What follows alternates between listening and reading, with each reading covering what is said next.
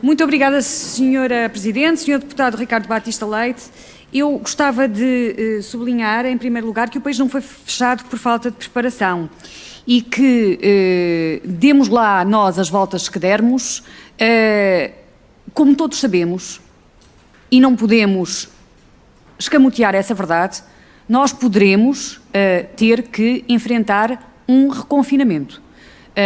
E se isso acontecer, e se acontecer por motivos imperativos de saúde pública, cá estaremos para lidar com uma situação desse tipo. Tudo faremos para o evitar. E isso implica vários tipos de resposta, mas as respostas mais importantes são as respostas individuais. E por isso é muito importante falar com transparência, não nos refugiarmos em grandes metáforas e falar de coisas muito objetivas e muito exatas.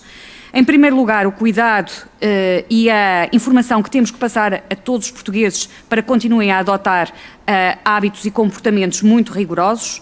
Em segundo lugar, a necessidade que temos de facto, como disse, preparar o país para um eventual recrudescimento da doença, ao mesmo tempo que garantimos que o Serviço Nacional de Saúde vai continuar a fazer o seu papel na recuperação daquilo que foi a atividade assistencial adiada. E eu gostava de falar a esse propósito de camas de cuidados intensivos, porque o tema foi suscitado e porque este é um tema para o qual há muito tempo precisávamos de uma resposta. O número de camas de cuidados intensivos abaixo da média da União Europeia não é uma realidade de 2020, não era uma realidade de 2019, era uma realidade que tinha mais de uma década. Convido as senhoras e os senhores deputados desta Comissão a visualizarem aquilo que foi a evolução do país e que está patente, embora não haja muita informação, por exemplo, na rede de referenciação hospitalar de medicina intensiva. E que, sendo 2017 e com números referentes a 2012, mostrava que Portugal tinha 4,2 camas de cuidados intensivos por 100 mil habitantes.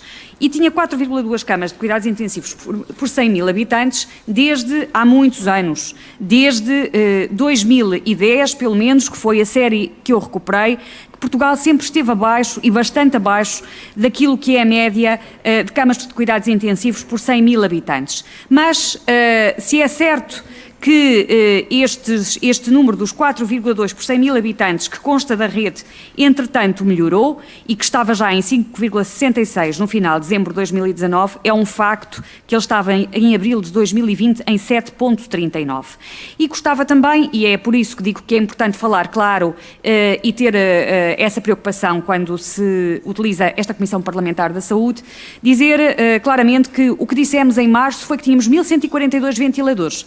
Ventiladores são equipamentos, camas de cuidados intensivos, como os senhores deputados bem sabem, são um conjunto de equipamento mais complexo que envolve não só o próprio leito, mas também os recursos humanos necessários para o pôr a funcionar para além da própria capacidade ventilatória.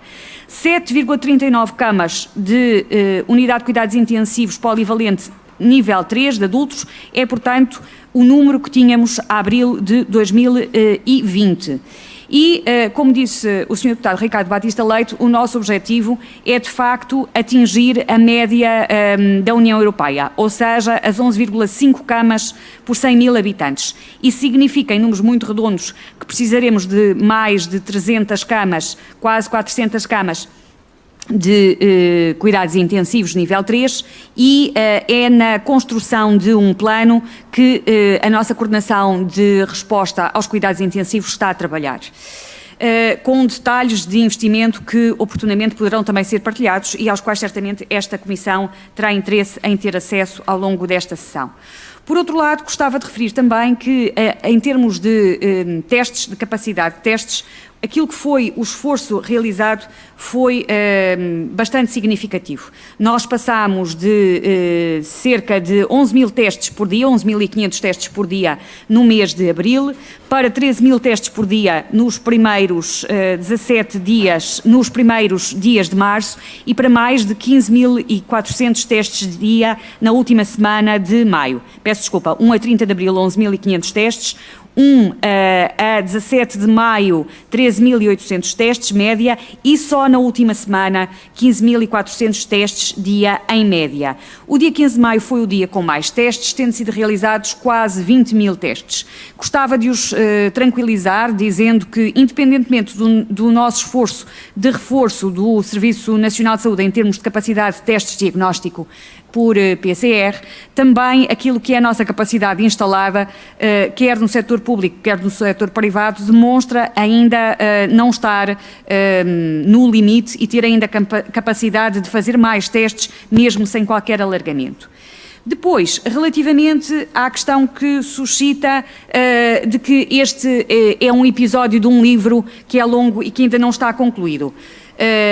E eu preferiria chamar-lhe assim do que chamar-lhe uma batalha ou uma guerra. Por uma razão simples, como o Sr. Deputado bem referiu, se nós nos colocarmos uns contra os outros neste processo, teremos certamente maior dificuldade em chegar àquilo que é o objetivo final de todos, que é prestar o melhor serviço possível aos portugueses e, portanto, essencialmente, eu penso que aquilo que devemos defender é uma perspectiva de cooperação e de articulação e não uma perspectiva adversarial. Com este caminho conseguiremos certamente prestar melhores cuidados.